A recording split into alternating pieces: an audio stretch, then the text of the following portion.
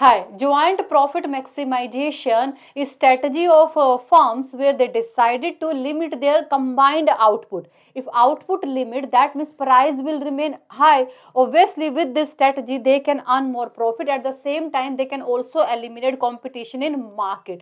For the sake of simplicity, we assume we have only two firms. This diagram shows firm A and this diagram shows firm B. Average cost, marginal cost and equilibrium belongs to firm A.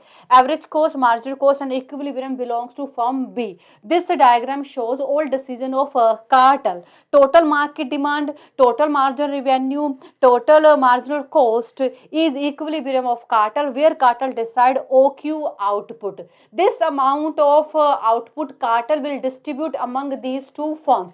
Cartel decide OQA output for firm A and only QB output for firm B. But why cartel decide more output for firm A and very less output for firm B? Because cost of firm A is very less. Here you can see this much is cost of firm A, but cost of firm B is more. That's why cartel decide more output for firm A and less output for firm B, because ultimate their goal, they want to limit their combined output. Here you can see this profit belongs to firm A and this profit belongs to firm B.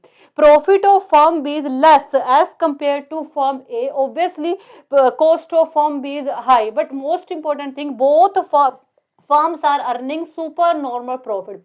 This is possible because cartel limit their output and keep product price high. Because of this strategy, they are able to earn supernormal profit. Here you can see firm A is earning more profit. That doesn't mean A will actually receive this profit, because their joint profit will go in their pooled fund and distributed by cartel according to their previous agreement.